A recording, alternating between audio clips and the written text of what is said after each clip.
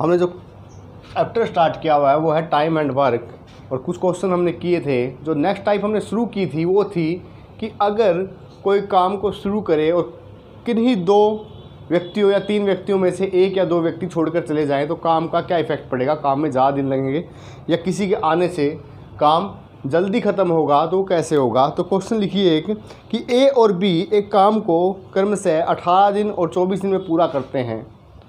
दोनों ने मिलकर काम शुरू किया और 8 दिन बाद ए काम छोड़कर चला जाता है, तो बताइए बी अकेला कितने दिनों में काम करेगा। तो इसमें क्या कहा है कि ए और बी,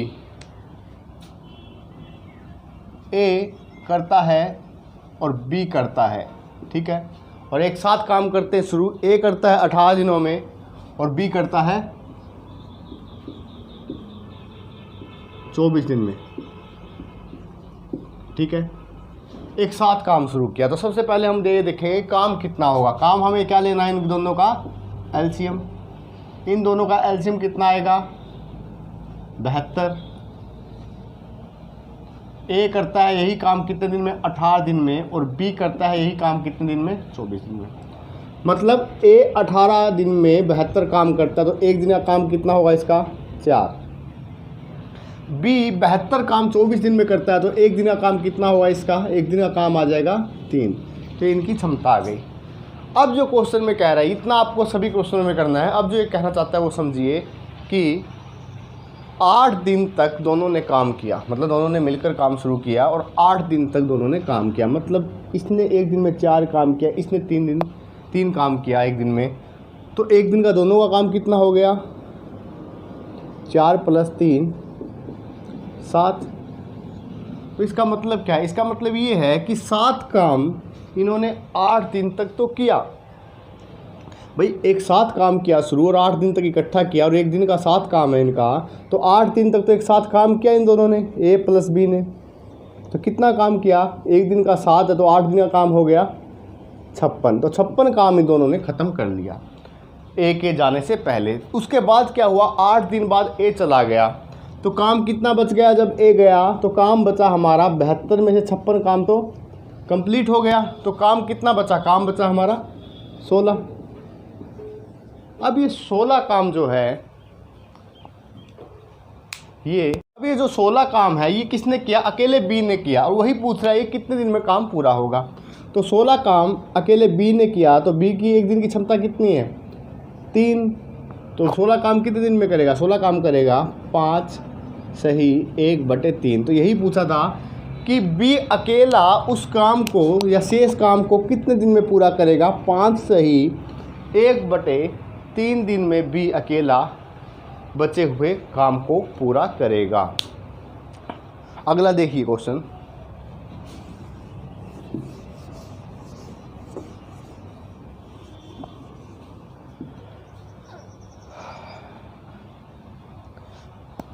अब थोड़ा सा चेंज है अगले क्वेश्चन में कि ए और बी एक काम को 28 दिन और 35 दिन में पूरा करते हैं। ए और बी एक काम को 28 दिन और 35 दिन में पूरा करते हैं। ए 28 दिन में करता है और बी 35 दिन में।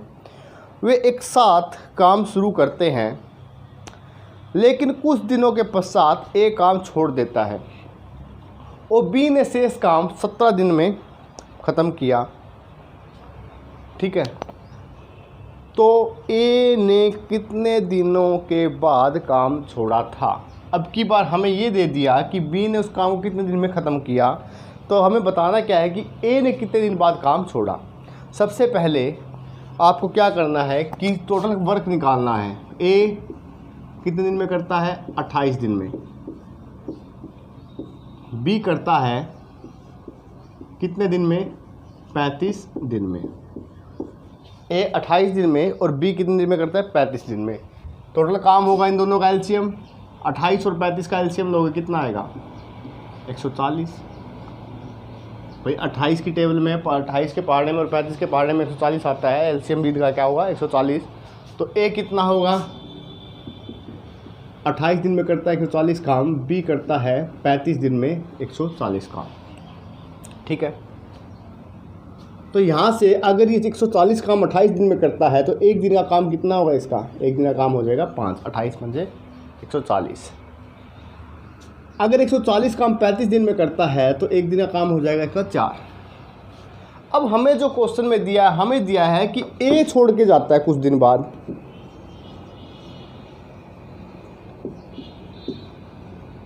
कुछ दिन बाद। अब इसमें कहा है कि बी 17 दिन में शेष काम समाप्त करता है, तो इसका मतलब ये नहीं होगा कभी भी कि बी ने इसके छोड़ने के बाद 17 दिन लगाए, क्योंकि अगर बी का 17 दिन का काम देगा तो हमें ये पता नहीं चलेगा कि एक कितने दिन बाद काम को छोड़कर गया है। हमें लैंग्वेज हमेशा यही देगा कि शेष काम को भी 17 दिन में ख़त्म करता है। मतलब ये है कि शुरू से लेकर आखिरी तक बी ने 17 दिन काम किया है। कभी आप ये सोचो कि ए के छोड़ने के बाद 17 दिन लगे, नहीं, शुरू से लेके आखिरी तक बी ने 17 दिन काम किया। और बाकी इसके ऑप्शन से ही पता चल जाएगा कि 17 दिन नहीं हो सकता ए के छोड़ने के बाद, ये शुरू का है। तो इसका मतलब बी ने 17 दिन टोटल काम तो किया ही है, कुल काम 140 है, तो बी ने 17 दिन कितना काम किया होगा? बी ने 17 दिन काम किया होगा 17 गुणा में 4, क्योंकि एक दिन का काम उसका 4 है, तो बी का काम आ गया कितना? 68। तो 68 जो वर्क है 68 वो जो है अकेले बी ने किया है। बी का अकेले का काम जो है 68 है। तो बी ने 68 किया, तो बचा हुआ काम किसने किया होगा? ए ने। और अगर मैं ये पता कर लूँ कि बचा हुआ काम ए ने कितने दिन में कर दिया, तो हमें ये पता भी चल जाएगा कि वो काम करके वो चला गया। तो 140 में से 68 जाएगा तो काम बचेगा कितना? 72।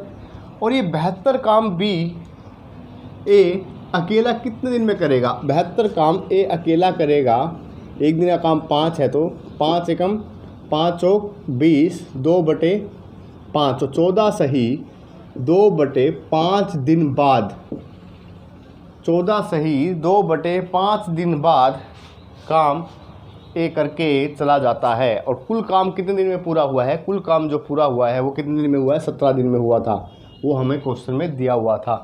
तो ए ने वो काम कितने दिन में कंप्लीट किया था? 14 सही 2/5। इसका मतलब 14 सही 2/5 दिन बाद ए काम छोड़कर चला गया। अगला,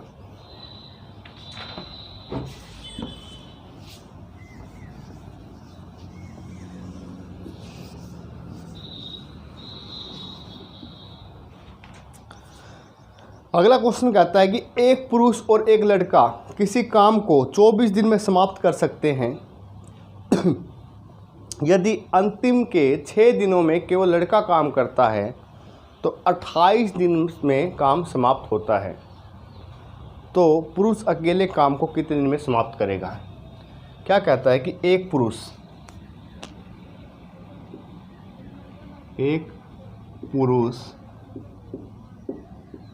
और एक लड़का काम को मिलकर ख़त्म करते हैं कितने दिन में? 24 दिन में। ठीक है। यदि अंतिम 6 दिन लड़का काम करे, यदि अंतिम 6 दिनों में केवल लड़का काम करे तो काम समाप्त होगा आपका 28 दिन में। इस स्टेटमेंट को समझिए, क्या कहना चाहता है कि 28 दिन में काम समाप्त हो रहा है। इस 28 दिन में 6 दिन तो क्या है? लड़के ने काम किया अकेले, तो इसका मतलब क्या हुआ कि दोनों ने इन 28 दिनों में, पुरुष प्लस लड़का, इन दोनों ने मिलकर काम कितने दिन किया होगा? 22 दिन। ठीक है, मिलकर काम किया होगा 22 दिन। तो यहाँ से अगर ये मिलकर 24 दिन काम कर देते तो काम ख़त्म हो जाता। ठीक है, इसका मतलब जो 2 दिन का डिफरेंस है, 2 दिन का डिफरेंस है, वो किसके बराबर होगा कि इन 2 दिन पहले छोड़ने के कारण इस लड़के को अकेले को 6 दिन लगे।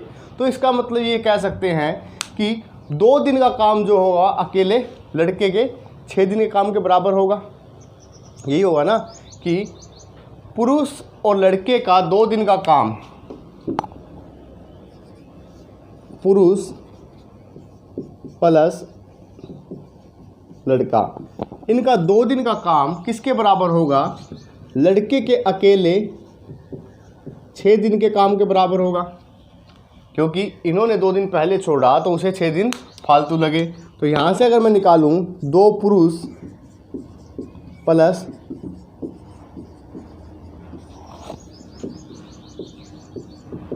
6 लड़का, और यहाँ से थोड़ा सही केयर करें तो 2 पुरुष, ये इधर चला जाएगा माइनस में हो जाएगा तो आ जाएगा 4 लड़का। अब देखिए क्षमता, पुरुष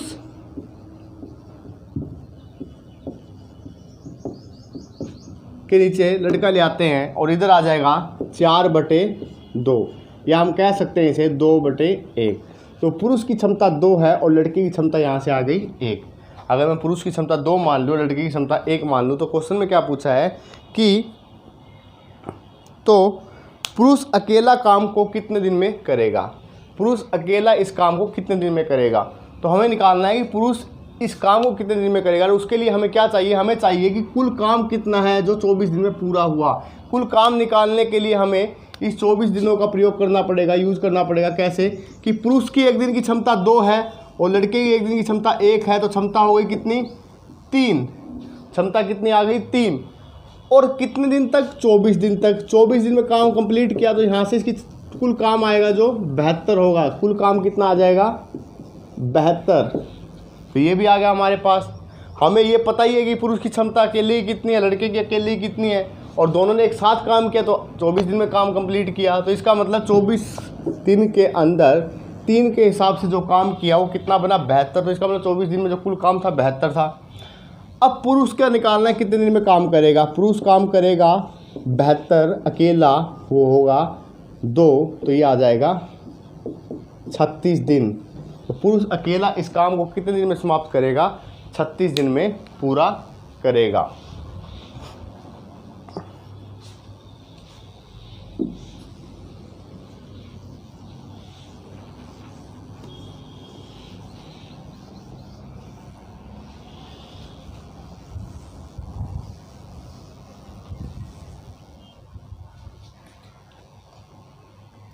चलिए एक और कीजिए। ए और बी मिलकर किसी काम को 8 दिनों में समाप्त करते हैं। बी और सी काम को अलग अलग 12 दिन में समाप्त करते हैं। ए और बी 4 दिनों तक साथ काम करते हैं। उसके पश्चात ए काम को छोड़ देता है। बी 2 दिन और काम करता है, उसके बाद वह भी काम को छोड़ देता है। अब सी काम करना शुरू करता है और काम को ख़त्म करता है। सी ने कितने दिनों में काम पूरा किया। चलिए इसके अंदर अगर सबसे पहले देखा जाए तो हमें जो दिनों की संख्या दी है वो सबकी कंबाइन में दी है। एक तो हमें पता होना चाहिए कि प्रत्येक की क्षमता कितनी बनेगी, और प्रत्येक की क्षमता निकालने के लिए हमें पहले प्रत्येक को अलग अलग करना पड़ेगा कि ए और बी मिलकर किसी काम को 8 दिन में करते हैं। तो नोट कर लीजिए हमारे एक एक स्टेप को। ए और बी करते हैं 8 दिन में, ठीक है, और बी और सी उसी काम को अलग अलग 12 दिन में करते हैं। बी अलग करता है 12 दिन में, अकेला करे तो सी करता है 12 दिन में, ठीक है। उसके बाद ए और बी 4 दिन तक साथ पे काम करते हैं, वो हम बाद में देखेंगे। सबसे पहले कुल काम निकाल लेते हैं हम यहाँ से। कुल काम कितना होगा इनका एलसीएम, और इनका एलसीएम लेंगे तो कितना आएगा, एलसीएम आएगा 8, 12, 12 का 24 एलसीएम। ए प्लस बी, बी और सी। यहाँ से देखें तो ए प्लस बी 8 दिन में काम पूरा करते हैं, तो इसका मतलब इनके एक दिन का काम होगा 3। बी 12 दिन में काम करता है, इनका होगा 2, और इसका भी कितना आएगा 2, ठीक है। तो हमारी बी की एक दिन की काम करने की क्षमता आई 2, सी की एक दिन की काम करने की क्षमता आई 2, और ए की क्षमता कितनी आएगी, ए प्लस बी की अगर इकट्ठी 2 है, ए प्लस बी की इकट्ठी 2 है क्षमता, 3 है, और बी की अकेले की 2 है, तो ए की कितनी हो जाएगी। यहाँ पर हम अगर बी की वैल्यू रखें तो ए की हो जाएगी 1। तो ए की एक दिन की क्षमता आ गई 1, बी की आ गई 2 और सी की आ गई 2। तो अब हम क्वेश्चन में चलते हैं, क्या कहता है। ये कहता है कि ए और बी ने 4 दिनों तक काम किया, कुल काम है 24। अगर ए और बी 4 दिन तक काम करेंगे, ए प्लस बी 4 दिन तक अगर काम करेंगे तो ए प्लस बी का 4 दिन का काम कितना होगा? ए प्लस बी का 1 दिन का काम 3 है तो 4 दिन का काम कितना होगा? 3 गुणा में 4 कितना आ जाएगा? 12। ठीक है। उसके बाद ए काम छोड़ देता है और बी 2 दिन और काम करता है। कहने का मतलब 12 करने के बाद यहाँ से ए चला गया, ए जो है वो चला गया, तो अब रह गया बी। बी ने 2 दिन और काम किया तो बी 2 दिन में और कितना काम करेगा? बी का 1 दिन का काम 2 है तो 2 दिन में बी काम करेगा 2 गुणा में 2। बी ने 4 काम और कर लिया। ठीक है, 12 पहले हो गया, 4 अब कर लिया। अब कहता है कि 2 दिन बाद वह भी छोड़ देता है और सी काम करना शुरू करता है। सी कितने दिन तक काम करेगा? जब ए प्लस बी ने काम किया 3 दिन तक, 4 दिन तक, और फिर ए चला गया, फिर बी ने 2 दिन और काम किया तो कुल काम कितना हो गया था उस टाइम? 16 काम। अब जो काम पेंडिंग बचा वो कितना बचा है? 24 टोटल काम था, उसमें से कितना गया? 16, तो बच गया काम हमारे पास 8। अब ये 8 काम जो है सी अकेला करेगा। सी अकेला इस काम को कितने दिन में करेगा? सी का जो 1 दिन का काम है वो 2 है और 8 काम को सी कितने दिन में करेगा? सी काम करेगा 8 काम टोटल है जो बचा हुआ है, और सी का 1 दिन का काम अगर 2 है तो सी कितने दिन में काम कंप्लीट कर देगा? 4 दिन में काम कंप्लीट कर देगा। इस क्वेश्चन में हमें ए की एफिशिएंसी कहीं भी यूज़ नहीं करनी थी, ये हमने निकाली इसलिए कि अगर कहीं भी ये ए के बारे में पर्टिकुलर पूछ लेता, ये पूछ लेता कि ए अकेला काम को कितने दिन में कंप्लीट करेगा, तो ए का भी हम निकाल सकते थे कि ए करेगा 24 दिन में। तो ये हमारा क्वेश्चन कंप्लीट होता है। अब इसी क्वेश्चन में अगर ये पूछता कि सी अकेला पूरे काम को कितने दिन में करेगा, तो 24 काम टोटल था, अलग अलग निकाल दिया। सी का काम अकेले का, बी का काम अकेले का और ए का काम। अगर ये स्टेटमेंट में सीधा यही पूछता कि सी अकेला इस काम को कितने दिन में करेगा, पूरे काम को, तो सी का 1 दिन पूरा काम कितने दिन में करता है? 1 दिन का काम 2 है तो इसको कितने दिन में करता? 12 दिन में। बी भी 12 दिन में करता और ए 24 दिन में काम कंप्लीट कर देता। ठीक है।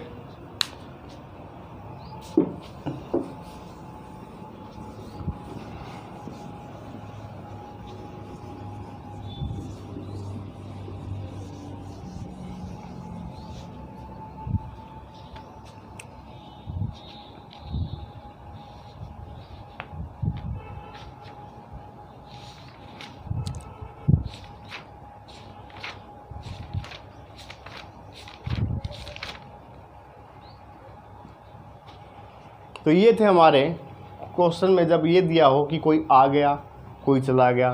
बाकी जो भी और टाइप बनेगी इसकी लास्ट में क्लास प्रैक्टिस की करेंगे, उसमें ज़रूर करेंगे। अब चलते हैं क्षमता के ऊपर क्वेश्चन जो बनते हैं हमारे एफिशिएंसी पे। एफिशिएंसी पे क्वेश्चन कैसे बनते हैं? क्षमता का किसी काम के ऊपर क्या इफेक्ट होगा? मैं शुरुआत में बताया था कि जब किसी व्यक्ति की काम करने की क्षमता ज़्यादा हो तो इसका मतलब उसे काम करने में समय कम लगेगा। क्षमता कम होगी तो काम करने में समय ज़्यादा लगेगा। मतलब कहने का जो व्यक्ति किसी काम को करने में समय ज़्यादा ले रहा है उसकी क्षमता इसका मतलब कम है, और जो व्यक्ति काम करने में समय कम ले रहा है इसका मतलब उसकी क्षमता ज़्यादा है। तो एक दूसरे के इन्वर्सली प्रोपोर्शनल है ये क्षमता और काम। अगर मैं ये कहूँ कि एक व्यक्ति ए है और एक व्यक्ति बी है, अगर इसके काम करने का और इसके काम करने के समय का अनुपात क्या है? 1:2 है, तो क्षमता का अनुपात क्या होगा? क्षमता का अनुपात क्या होगा? अब समय के अनुपात को अगर मैं देखूँ तो इसको 1 समय लग रहा है, इसको 2 लग रहा है, तो इसको समय जो है ज़्यादा लग रहा है, इसको समय जो है कम लग रहा है, तो इसका मतलब इसकी क्षमता कम होगी, इसकी क्षमता ज़्यादा होगी। तो अगर मैं क्षमता का अनुपात निकालूँ, क्षमता का अनुपात डायरेक्टली क्या होगा? 2:1। यही हुआ ना कि इसको समय कम लग रहा है तो इसकी क्षमता 2 होगी, इसको समय ज़्यादा लग रहा है तो इसकी क्षमता 1 हो गई। तो ऐसे ही क्वेश्चन हम क्षमता के जो एफिशिएंसी के क्वेश्चन आते हैं उनमें हम अप्लाई करेंगे। तो पहला क्वेश्चन देखिए कि एक कार्य को समाप्त करने के लिए P और Q की कार्य क्षमता का अनुपात 3:4 है, तो काम खत्म करने में दोनों के द्वारा लिए गए दिनों का अनुपात क्या होगा। P और Q दे रखा है, जिनके क्षमता का अनुपात क्या है। क्षमता का अनुपात दिया है हमें 3:4 और हमें बताना है इनके द्वारा किए गए कार्य में लिए गए दिनों का अनुपात। तो दिनों का अनुपात मैंने बताया कि इसकी क्षमता कम है, इसकी क्षमता ज़्यादा है। अगर इसकी क्षमता ज़्यादा है तो इसे समय कम लगेगा, इसकी क्षमता कम है तो इसे समय ज़्यादा लगेगा। तो अनुपात क्या देगा, 4:3। आपको सीधा अनुपात को पलट देना है, हमेशा उल्टा कर देना है। ठीक है, अगला क्वेश्चन।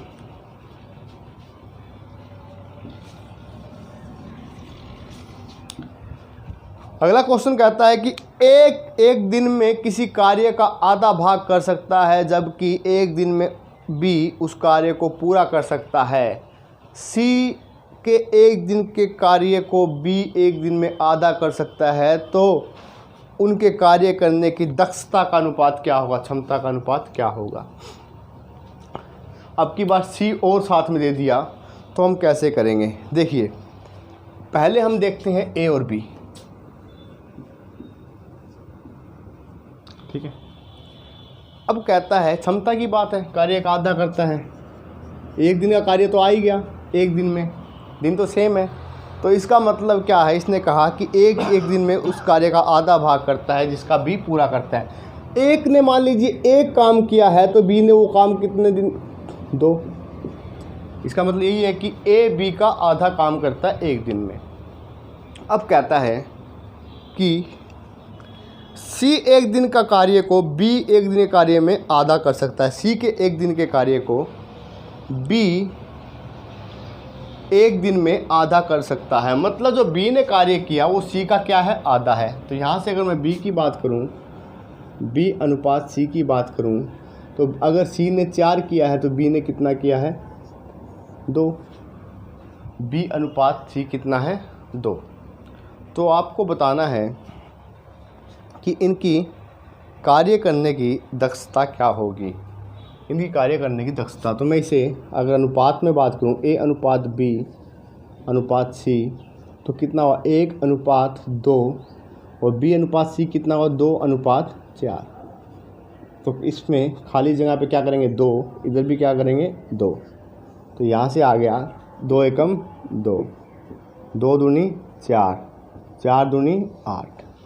ठीक है, तो यहाँ से आएगा 1:2:4। 2 पे अगर मैं काटूँ तो ये आ गई इनकी कार्य करने की दक्षता का अनुपात। 1:2:4 जो होगा इनके कार्य करने की दक्षता का अनुपात होगा।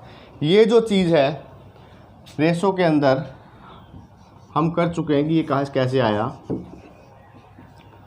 समझिए कि 1:2, ए बी का अनुपात 1:2 लिख दिया, बी अनुपात सी 2:4 लिख दिया। ठीक है, अब हमें ये पूरे करने हैं, तो इसके साथ क्या है, 2, तो इसके साथ मैंने 2 लिख दिया। इसके साथ क्या है, 2, तो इसके साथ मैंने 2 लिख दिया। इन दोनों की गुणा की 2 लिख दिया, इन दोनों की मल्टीप्लाई करके फिर यहाँ पर 4 लिख दिया, इन दोनों की फिर मल्टीप्लाई करके यहाँ पर 8 लिख दिया। तो यहाँ से मेरा अनुपात आ गया 2:4:8, और फिर मैं काट सकता हूँ इसे और भी, 1:2:4 क्या होगी, इनकी कार्य करने की दक्षता जो है आ गई। ठीक है, ये इनकी कार्य करने की दक्षता आ गई। ठीक है, अब ये इसलिए करवाया है कि इसको आप डायरेक्टली कर सकते थे, लेकिन हर एक क्वेश्चन में ऐसा नहीं होगा। कि यहाँ पर क्या था, ए अनुपात बी अनुपात सी, जब यहाँ पर बी और सी सेम आ रहा है तो हम इसको डायरेक्टली लिख सकते थे 1:2:4। आपको ये करने की ज़रूरत नहीं थी। लेकिन बाय द वे अगर यहाँ पर ये आ जाता कि एक इसका आता 1:3 और इसका मैं ले लेता 2:4, तो यहाँ पर दोनों सेम नहीं है, उसके लिए आपको बराबर बनाना होता। तो इसीलिए अगर आप डायरेक्ट ये आ जाए कि 1:2, तो यहीं से शुरू हो गया भाई, 1:2:4 और 2:4, तो इसका मतलब ये बराबर था। इसने यही कहा था ना, अगर आप डायरेक्टली मानते हो कि ए इसका आधा करता है और ये इसका आधा करता है। ठीक है, ये इसका आधा करता है और ये इसका आधा करता है, तो यहाँ से हम क्वेश्चन को ठीक कर सकते हैं कि ये 2 जो है इसको भी सेटिस्फाई कर रहा है और इसको भी, तो उसमें हमें ये करने की ज़रूरत नहीं है, आप डायरेक्ट आंसर दे देते। अगर यहाँ पर आता 3 और यहाँ पर आता 2, तो फिर हमें इसको बराबर करना होता है इस मेथड से। ठीक है, तो इसके बाद अगली क्लास से हम क्षमता से रिलेटेड और क्वेश्चन करेंगे। तब तक के लिए अगर आपको वीडियो जितनी भी करवाई है पसंद आए तो उनको शेयर कीजिए, ज़्यादा से ज़्यादा लोगों को हमसे जोड़िए। Thank you.